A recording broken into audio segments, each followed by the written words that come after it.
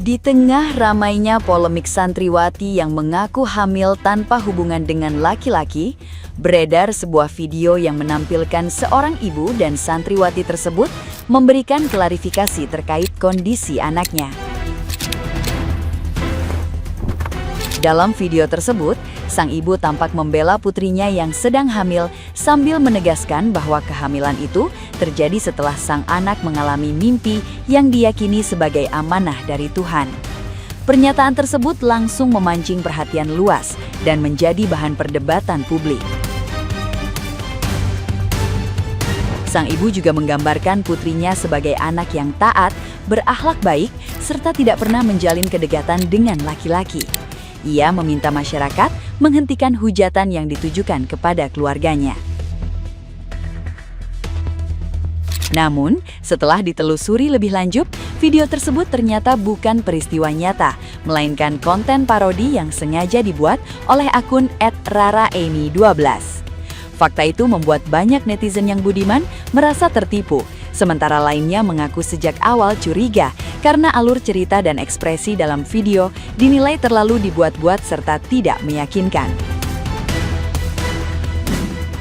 Assalamualaikum warahmatullahi wabarakatuh. Saya di sini mau klarifikasi.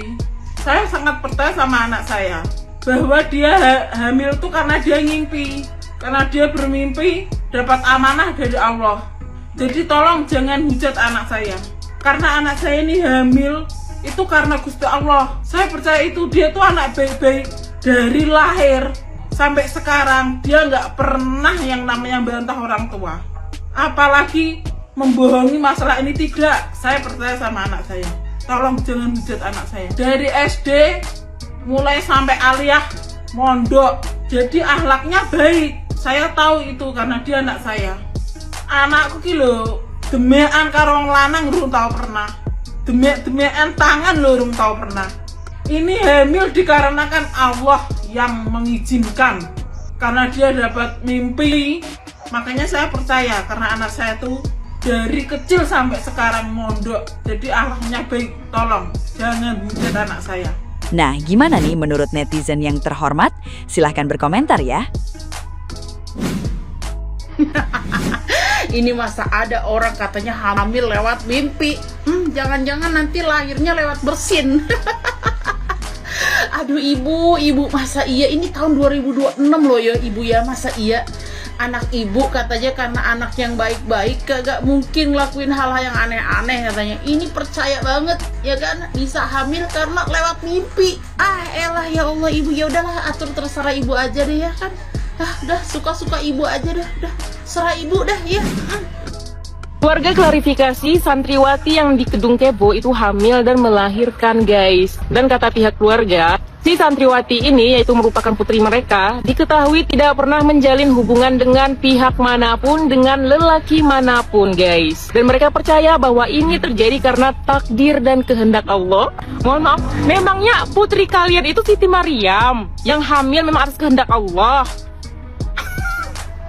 Tolong ya, tolong guys, tolong. Ini kayaknya putrinya nggak mau mengaku ini dihamili oleh siapa. Karena nggak mungkin kejadian yang terjadi pada Siti Maryam terjadi pada manusia di zaman sekarang. Subhanallah. Tapi nggak apa-apa, ini aib keluarga guys. Kita nggak boleh menghujat, nggak boleh menjelek-jelekan atau bagaimana. Jadikan pelajaran aja. Semoga anak perempuan kita dijauhkan dari hal. Baru banget lewat di FYP gue bilang katanya anak saya ini hamil karena mimpi. Mimpi apa ibu? Mimpi basah? Ya kali bu, mimpi dititipin anak sama Gusti Allah. Emang anak ibu Siti Maryam bu? Siti Maimunah anak ibu bu? Nggak mungkin bu kalau tidak bercocok tanam. Bercocok tanam anak ibu. Mama santren kek, di pesantren bisa bu bercocok tanam bu kalau mau. Dada aja dititipin hikmah. Emang Siti Maryam anak ibu, Siti Maimunah anak ibu. Pegangin, gue juga nyimpi sukses semalam, nyimpi duit gue banyak. Kalau bangun-bangun hilang tuh duit.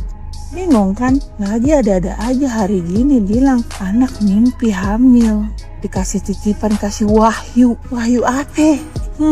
Wahyudin.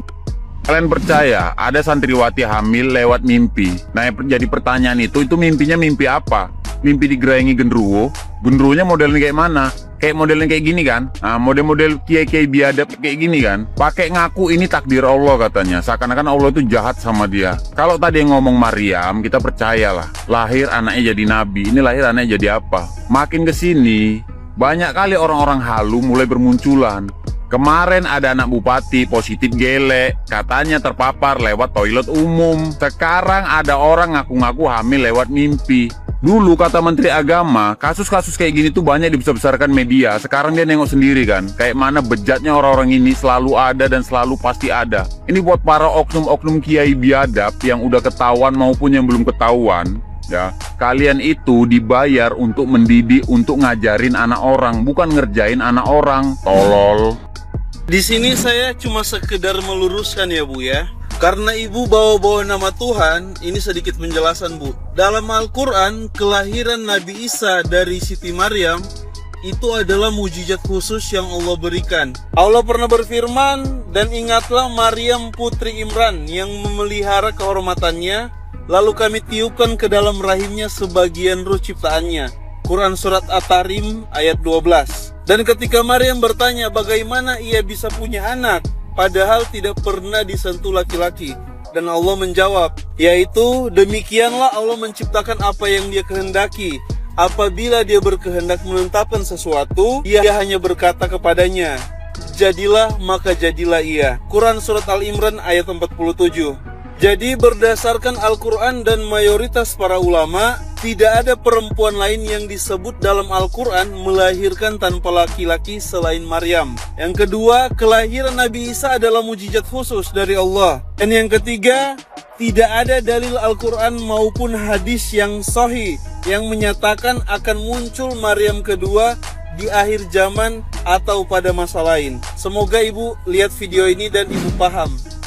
Sungguh viral seorang ibu mengklarifikasi menunjukkan perut anaknya yang buncit, menyatakan anaknya hamidun dikatakan dikarenakan suatu kuasa ilahi. Dia menyebutkan anaknya tidak pernah disentuh oleh siapapun, tidak pernah berpegangan tangan mulai dari SD, SMP, bahkan sekarang yang sudah madrasah aliyah, dia sudah menimba ilmu SMA. Dia sudah menjadi santriwati di Padepokan Pekalongan. Dia bersumpah dan menyatakan tolong jangan hujat anak saya, karena anak saya bersih. Anak saya tidak pernah melakukan hal yang tidak baik. Ini murni dikarenakan kuasa ilahi. Nah, dia malah menyatakan ini kuasa ilahi. Jadi menurut para netizen, apakah benar pernyataan seorang ibu ini? Ataukah memang dia dikarenakan ingin pertolongan supaya viral, sehingga lebih viral lagi karena tidak ada pengakuan dari mereka. Mereka bersikukuh bahwa anaknya asli tidak pernah disentuh, namun mengapa perutnya buncit? Nah, ini yang menjadi tanda tanya. Pihak keluarga, bahkan ibunya bersumpah-sumpah. Lihat ini.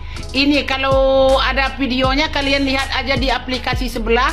Videonya seorang ibu memberikan klarifikasi, bersumpah-sumpah bahwa dia anaknya asli hamidun tanpa disentuh oleh laki-laki. Nah, ini dari Padepokan Pekalongan. Jadi ibunya marah, jangan dihujat anak dia ini murni. Ini bukan zamannya Nabi ya. Tolong untuk para ibu, buka matamu ibu ya. Ibu, kamu sekarang tambah viral. Anakmu yang semula tidak dipiralkan, makin viral semenjak pernyataan dari mulutmu. Mana ada zaman sekarang orang tidak disentuh tiba-tiba rahimnya berisi. Bayangkan ya, jarang. Baru saya umur sudah setengah abad, ini sudah hampir setengah abad, tidak ada yang terjadi seperti ini. Ini bukannya zaman para nabi. Ya ibu ya, tolong logikamu dibuka, tolong mata hatimu dibuka. Tanya baik-baik anakmu, siapakah yang setelah melangkahi dirinya, siapa yang sudah berani menyentuhnya. Mana mungkin zaman sekarang tidak ada yang menyentuh tiba-tiba hamidun, tiba-tiba buncit perutnya. Oke ibu, ibu jangan juga mengintimidasi para netizen ya. Netizen sekarang lebih cerdas loh. Bukan kami menuduh, bahkan ini kamu sendiri memviralkan anakmu hingga aib anakmu dibuka. Kamu sendiri berkuar-kuar di depan media menyatakan bahwa anakmu suci. Kenapa suci kok bisa melendung ya? Oke, Ibu, orang opo-opo, jangan marah-marah ya. Tadi dia marah-marah menggunakan bahasa Jawa.